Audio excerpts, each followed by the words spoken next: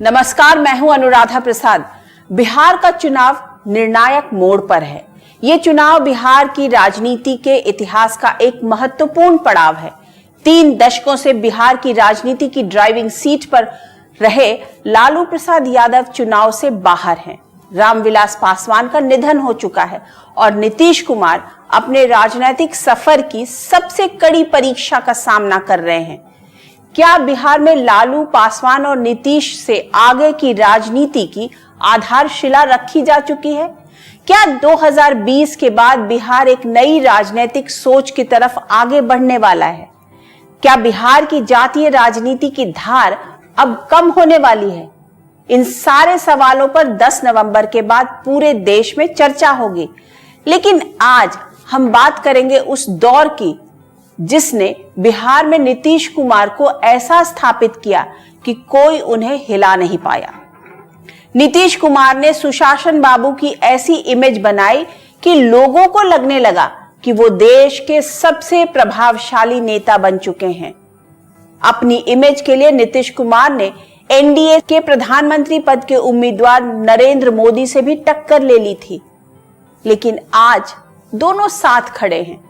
नीतीश के उतार चढ़ाव की कहानी के साथ ही बिहार के भविष्य की कहानी जुड़ी है। इतिहास गवाह है। बिहार स्पेशल में आज नीतीश की नीति।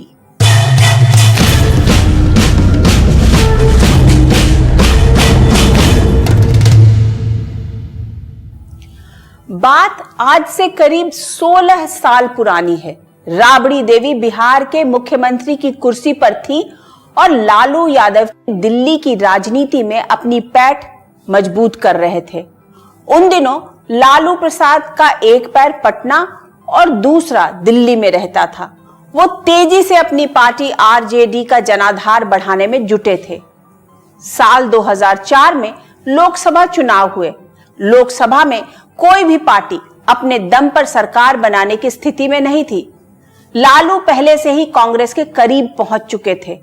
कांग्रेस की अगुवाई में सरकार बनवाने में लालू ने अहम किरदार निभाया। इसके साथ ही उनकी सोनिया गांधी से भी नजदीकियां बढ़ी। मनमोहन सरकार में लालू यादव को रेल मंत्री जैसा अहम ओहदा मिला। उन्होंने अपने करीबियों को अहम मंत्रालय दिलवाने में भी कोई कसर नहीं छोड़ी। यूपीए की सबसे बड़ी योजना मनरेगा की जिम्मेदारी आरजेडी के रघुवंश प्रसाद सिंह को ही मिली।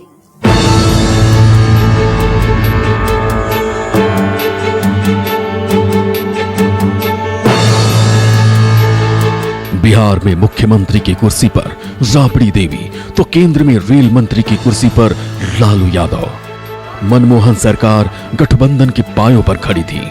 उसमें लालू सबसे दमदार स्थिति में थे। जिस गैर कांग्रेसवाद के नाम पर लालू का राजनीति में उदय हुआ, उसी कांग्रेस की सरकार को बचाने के लिए संकट मोचक की भूमिका में थे लालू प्रसाद यादव। रेल मंत्रालय नौकरी देने के लिए देशव्यापी एक बहुत बड़ा उसका इंफ्रास्ट्रक्चर है और उसमें इतने मदमस्त लालू हुए कि उन्होंने बिहार के दौरे भी कम कर दिए और दिल्ली की राजनीति में वो बड़े बड़े कामों में लग गए। कैसे वो राष्ट्रीय राजनीति को प्रभावित कर सकते हैं। उस दौर में लालू लगातार सुर्खियों में बने हुए थे। भारतीय रेलवे की किस्मत बदलने के लिए अजब गजब प्रयोग में जुटे थे, वो भी बगैर यात्री किराया बढ़ाए। इसी दौर में लालू ने ट्रेन में खादी के पर्दे लगवाने शुरू कर दिए। रेलवे में प्लास्टिक के कप की जगह कुल्हड़ का इस्तेमाल होने लगा। मिट्टी से बना हुआ शरीर है, ये मिट्टी का है, इसको मिट्टी में मिल जाएगा, ये मिल जाएगा। एसी सुपरफास्ट गरीब रथ भी लालू के दिमाग की उपज थी। घाटे में चलने वाली रेलवे को फायदे में बताया जाने लगा। हालांकि बाद में रेलवे को हुए मुनाफे के दावों पर जमकर विवाद भी हुआ।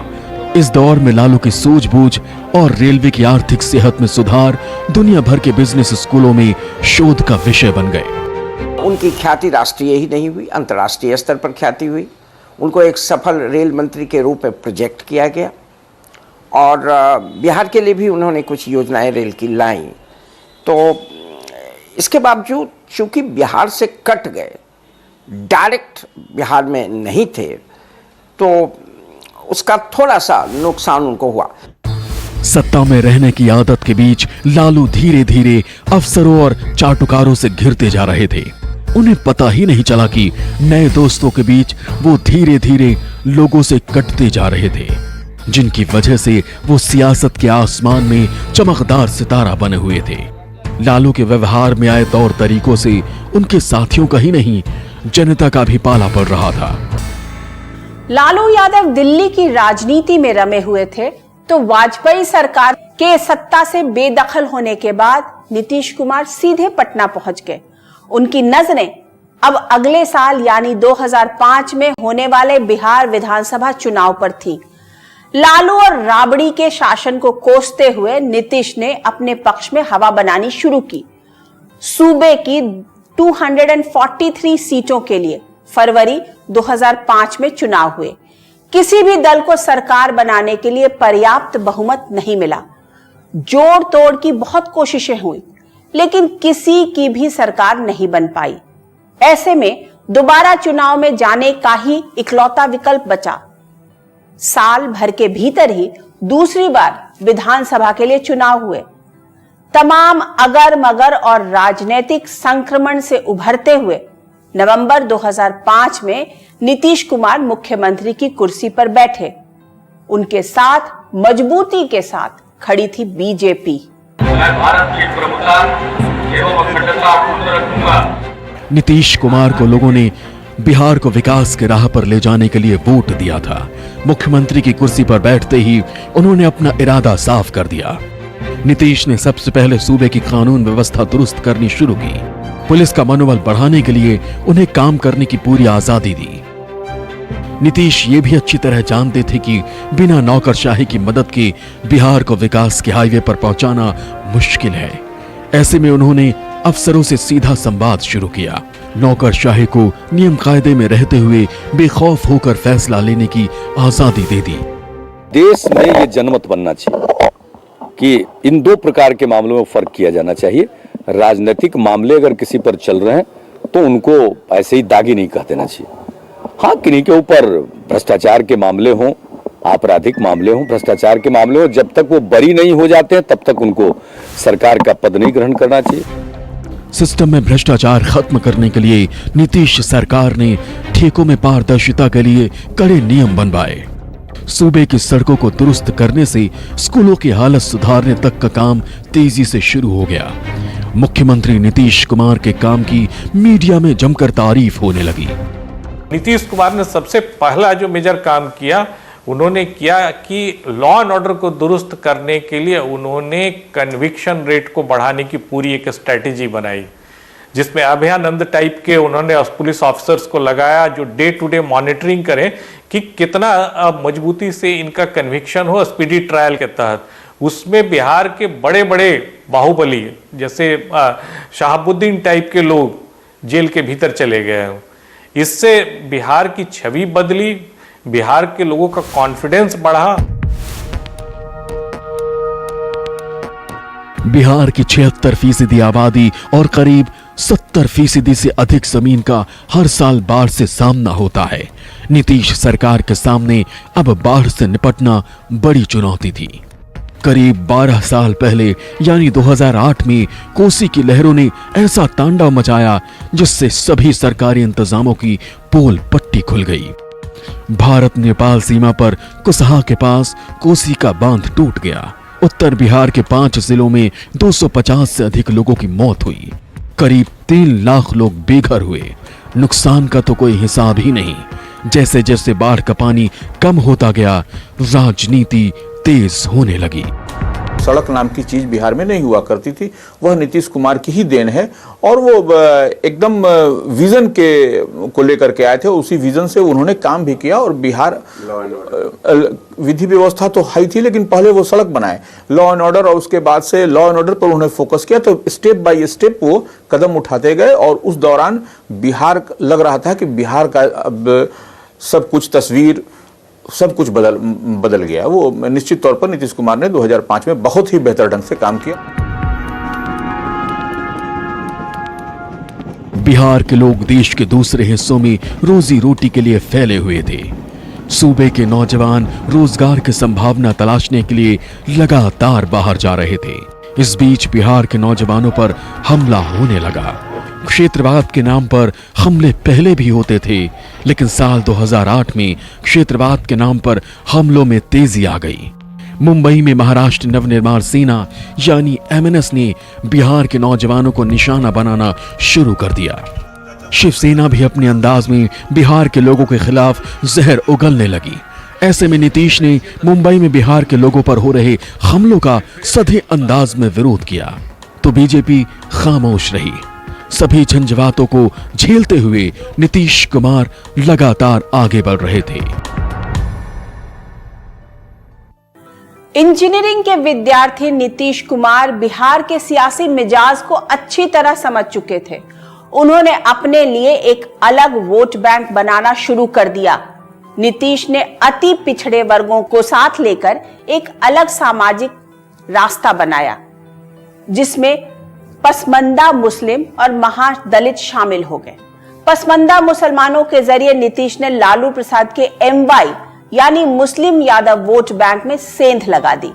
इस दौर में वो हिंदुस्तान में विकास पुरुष और सेक्युलर नेता के तौर पर पहचान बनाना चाहते थे। शायद इसलिए 2005 के बाद से ही बीजेपी के साथ रहते हुए भी उन्होंने नरेंद्र मोदी से दूरी बनाए रखी। साल 2009 में हुए लोकसभा चुनाव प्रचार के दौरान नीतीश ने मोदी को बिहार आने से तो रोक दिया, लेकिन उसी साल पटना से करीब 1300 किलोमीटर दूर लुधियाना में अकाली दल की रैली में नीतीश और मोदी दोनों एक साथ मंच पर दिखे। बिहार धीरे धीरे अब विधानसभा चुनाव की ओर बढ़ रहा था। वो साल 2010 का था। लुधियाना की रैली वाले नीतीश और मोदी के पोस्टर पटना की सड़कों पर लग गए। अखबार में विज्ञापन तक दे दिया गया। जो तस्वीरें अखबार में छपी और पोस्टर में लगी थी, उसमें नरेंद्र मोदी एकजुटता दिखाने के लिए नीतीश का हाथ ऊपर उठा रहे थे। मामला इतना बिगड़ा कि पहले से तय भोज कैंसिल हो गया। बाद में बीजेपी के बड़े नेताओं के दखल के बाद किसी तरह मामला संभला।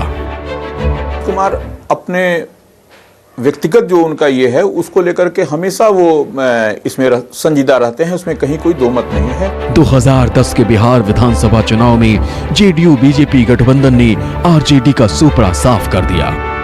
लालू यादव की पार्टी विधानसभा में सिर्फ 22 सीटों पर सिमट गई। जेडीयू को 115 सीटों पर कामयाबी मिली तो बीजेपी को 91 सीटों पर। भले ही संख्या के हिसाब से जेडीयू विधानसभा में सबसे बड़ी पार्टी थी, लेकिन बीजेपी सूबे की सियासत में अपने दम पर खड़ी होने लगी थी। बीजेपी की टिकट से 102 उम्मीदवार मैदान में उतरे और जिसमें से 91 विधानसभा पहुंचे। मतलब जेडीयू की तुलना में बीजेपी का प्रदर्शन ज्यादा अच्छा रहा। चुनाव में प्रचंड जीत का भले ही जश्न चल रहा हो, लेकिन नीतीश भविष्य के खतरे को भांप रहे थे। बिहार की सत्ता पर जब वो काबिज हुए तब उनकी निगाह दिल्ली के सरकार पर भी थी और उन्होंने अपनी ब्रांडिंग और अपने पार्टी की ब्रांडिंग करनी शुरू की और उसको उन्होंने बहुत हद तक बीजेपी से अलग करने की कोशिश की। और वो हमेशा ये दिखाने की कोशिश करते रहे कि बिहार में जो बीजेपी के साथ उनका अलायंस है वो सैद्धांतिक उनका अलायंस नहीं है, वो टैक्टिकल अलायंस है। बिहार में बीजेपी के साथ अलायंस है। अपनी छवि और वोट बैंक को लेकर बेहद संजीदा नीतीश साफ साफ कहने लगे कि बिहार में एक ही मोदी काफी है। दरअसल मोदी की पहचान विकास पुरुष के रूप में बन चुकी थी। गुजरात के विकास मॉडल की चर्चा हिंदुस्तान के हर हिस्से में हो रही थी। बीजेपी में उनको प्रधानमंत्री पद का उम्मीदवार बनाने को लेकर सुगबुगाहट शुरू हो चुकी थी। वहीं नीतीश की छवि भी सुशासन बाबू की थी। अपनी साफ सुथरी छवि के साथ वो सेकुलरिज्म का पोस्टर बॉय खुद को साबित करने में लगे थे। नीतीश कुमार को भरोसा था कि बीजेपी उनसे बगैर सलाह मशविरा के मिशन 2014 से जुड़ा कोई फैसला नहीं लेगी। लेकिन बीजेपी ने जून 2013 में मोदी को लोकसभा चुनाव के लिए प्रचार समिति का अध्यक्ष चुन लिया था। बीजेपी में मोदी को लेकर इतना उत्साह था कि पार्टी के ज्यादातर नेताओं ने लालकृष्ण आडवाणी की नाराजगी की भी परवाह नहीं की। बीजेपी नेताओं को मोदी से बड़ी उम्मीद थी, तो अपने इमेज को लेकर ज्यादा संजीदा रहने वाले नीतीश कुमार को माइनस मोदी सब कुछ मंजूर था। ऐसे में नीतीश कुमार ने बीजेपी से नाता तोड़ने में अपनी और जेडीयू की भलाई समझी। इस दौर में उन्हें शायद ये भी लगने लगा था कि मुस्लिमों ने लालू प्रसाद यादव की जगह उन्हें अपना नेता मान लिया है।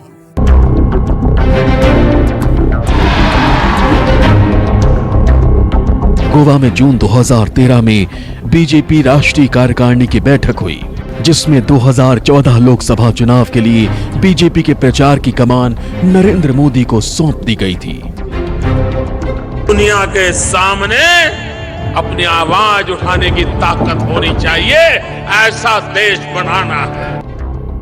बिहार में सत्ता का समीकरण साधते साधते नीतीश को लगने लगा था कि मुस्लिमों ने अब लालू की जगह उन्हें ही नेता मान लिया है। साथ ही उनको बीजेपी से अलग होने में ही फायदा नजर आ रहा था। मोदी के नाम पर बीजेपी और एनडीए से दूर होना अब नीतीश के लिए मुश्किल काम नहीं था। सांप्रदायिकता के नाम पर यह काम उन्होंने आसानी से कर दिया। जब तक बिहार का जो ये गठबंधन था, इसमें बाहरी हस्तक्षेप नहीं था, तब तक ये ठीक ढंग से चला। जब बाहरी हस्तक्षेप करने की कोशिश हुई, इसमें कठिनाई उत्पन्न हुई। 17 साल पुराना बीजेपी जेडीयू का गठबंधन टूट गया। नीतीश भी नई राह पर थे। इस दौर में बिहार में कांग्रेस भी अपने लिए एक मजबूत साथी खोज रही थी। बीजेपी से रिश्ता तोड़ चुके नीतीश से दोस्ती के लिए कांग्रेस बेकरार थी, लेकिन अपनी इमेज को लेकर ज्यादा संजीदा नीतीश ने कांग्रेस से भी किनारा कर लिया। बिहार के लिए स्पेशल स्टेटस की मांग करते हुए दिल्ली पहुंच गए।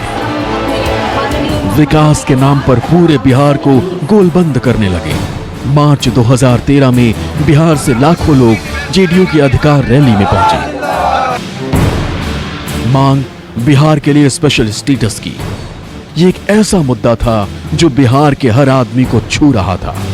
हम तो विशेष राज्य के दर्जा की बात कर रहे हैं, मांग रहे हैं विशेष। हम तब तक चैन से नहीं बैठेंगे जब हम विशेष राज्य के दर्जा का हक प्राप्त नहीं कर लेते हैं, और हम सचमुच तब तक संघर्ष करेंगे जब तक कि हमारा हक हासिल न हो जाए, विकास का अधिकार हम प्राप्त न कर जाए। नरेंद्र मोदी भी पूरे देश में कमल खिलाने के लिए कमान संभाल चुके थे। पटना के गांधी मैदान में बीजेपी की हुंकार रैली की तैयारियां पूरी हो चुकी थी। मोदी की नजर बिहार पर बहुत पहले से थी। मोदी को सुनने के लिए लोगों की अच्छी खासी भीड़ गांधी मैदान में जमा थी। तभी धमाकों की आवाज ने पूरी फिजा बदल दी। एक के बाद एक 7 धमाके हुए, लेकिन मोदी गांधी मैदान की रैली में पहुंचे। बिहार की भूमि हुई जहां सूर्य देव के हर रूप में पूजा हो गई। बिहार के सियासी अखाड़े का हर छोटा बड़ा महारथी अपने अपने हिसाब से गोटियां सेट करने में लगा था। देखते ही देखते लोकसभा चुनाव के लिए तारीखों का ऐलान हुआ। वोटिंग हुई और नतीजे आए तो नीतीश के पैरों तले जमीन खिसक गई।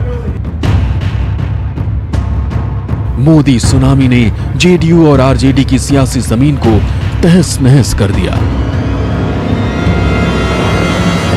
बिहार में लोकसभा की 40 सीटों में से एनडीए को 31 सीटों पर कामयाबी मिली और जेडीयू को मिली सिर्फ 2 सीटें।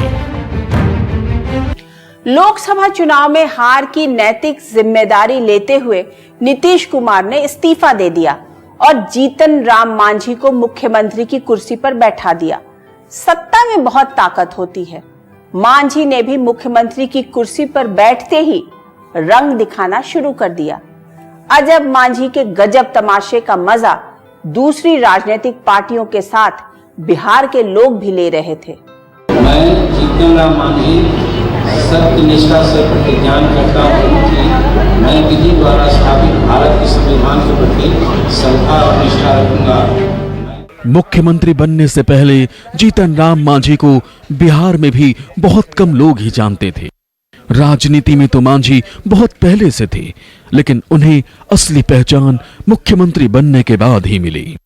सीएम की कुर्सी पर बैठते ही मांझी की महत्वाकांक्षा भी उड़ान भरने लगी। अपने विवादास्पद बयानों की वजह से वो लगातार चर्चा में रहने लगे। परिवार है, वो जानता है कि यहाँ गरीबों का इलाज होता है और गरीबों के साथ खिलवाड़ करेगा जीतन मांझी उसका हाथ काट देगा, इसमें कोई देर नहीं है। अब इसीलिए हमने किया। यहां तक कि मुख्यमंत्री मांझी नीतीश सरकार के फैसले पलटने लगे, जिससे पार्टी और सरकार दोनों की किरकिरी हो रही थी। ऐसे में नीतीश कुमार की समझ में ये नहीं आ रहा था कि मांझी से कैसे निपटे। उन्होंने फिर जीतन राम मांझी जी को अपनी जगह मुख्यमंत्री बनाया। बाद में उनकी कार्यशैली को लेकर के and choice of the persons को लेकर के कुछ मतभेद पनपे और फिर उसी बीच में विधानसभा का चुनाव भी था। लिहाजा नीतीश कुमार को ही बिहार में सरकार बनाने के लिए मैंडेट मिला था, ना कि श्री मांझी जी। जीतन मांझी जी अपना एक इमेज बना रहे हैं, अपनी आइडेंटिटी को लेकर के चल रहे हैं और स्वाभाविक भी था। जब वो मुख्यमंत्री बन ही चुके थे तो फिर वो उससे भी क्यों गुरेज रखते। और लाजिमी तौर पर जब वो उनकी आइडेंटिटी बनने लगी तो मुझे लगता है कि नीतीश कुमार जी ने फिर उन्हें फिर वापस चलता किया और फिर वापस वो फिर आए। जेडीयू के भीतर खटपट का आरजेडी और बीजेपी दोनों मजे ले रहे थे। राजनीति का चक्र कुछ ऐसा चला कि मांझी को न सिर्फ मुख्यमंत्री की कुर्सी से बेदखल किया गया, बल्कि जेडीयू से भी बाहर का रास्ता दिखा दिया गया। उसके बाद फिर सीएम की कुर्सी पर बैठे नीतीश कुमार।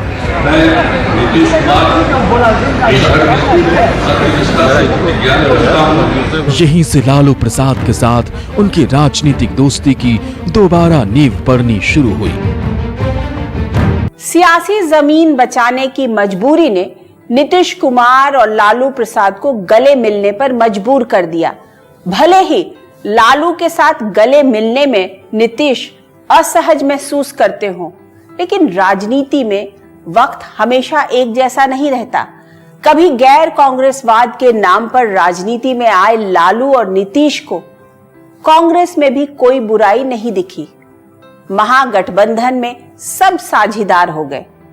इतिहास गवाह है। बिहार स्पेशल के इस एपिसोड में बस इतना ही।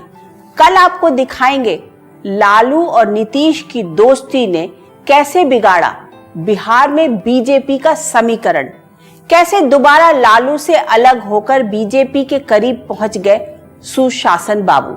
तब तक के लिए मुझे दीजिए इजाजत। निष्पक्ष खबर, सटीक विश्लेषण और आपसे सरोकार रखने वाले मुद्दों पर मुखर आवाज के लिए देखते रहिए न्यूज़ 24। नमस्कार।